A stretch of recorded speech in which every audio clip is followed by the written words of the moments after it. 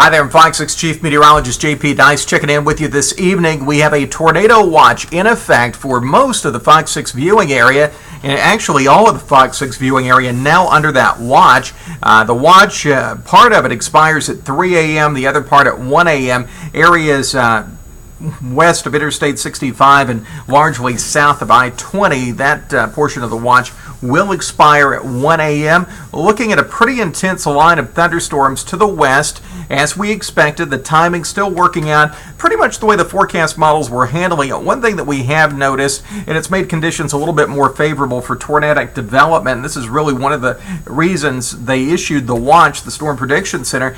You can see the dew point temperatures in the lower to mid 60s, so we have a lot of moisture beginning to advect in, and that is contributing to the instability. We've had a number of what we call local storm reports, some funnel clouds and tornado sightings in parts of Tennessee and northern Mississippi. Most of what we've been looking at, hail and damaging winds, and the really active weather has remained up to the north across the Ohio Valley, closer to that low pressure system.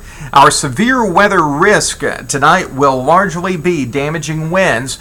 Tornado threat is going to be a minimal tornado threat, but still, even with damaging winds, you could be looking at winds in excess of 60 or 70 miles per hour, so we will be watching that carefully. 9-10 o'clock tonight, areas west, Marion, Lamar, Pickens, Fayette, Walker, Tuscaloosa counties, and then around midnight, we'll start to see those thunderstorms move into the Birmingham metro area. They're still going to be pretty strong out there. Chilton County down through portions of Bibb County, even around midnight, we'll still be dealing with that, eventually making their way into Etowah County, toward the Anniston, Oxford, Talladega area during the overnight hours. Lots of rain, very heavy rainfall, intense lightning, and again, some pretty strong winds. Keep in mind, I don't think the system is going to be quite as focused or narrow banded as it was in Mississippi as when it gets into East Alabama. The dynamics lifting more to the north, so it's not going to be quite as organized, but still, even as it closes in on the I-65 corridor later on tonight, I do expect a line of storms packing a pretty mean punch, so keep that in mind. It would not surprise me if we do get some power outages out of this particular system.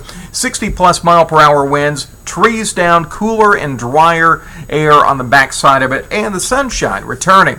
Next 3 days, high of 60 tomorrow, 68 on Saturday, and then as we get into early next week, some cooler temperatures for us. But for the most part, the weekend is looking pretty nice. Partly cloudy on Saturday, increasing clouds on Sunday. That's the latest here in the Fox 6 Storm Warning Center. Chief Meteorologist JP Dice will check on the forecast a little bit later, of course, online and on air.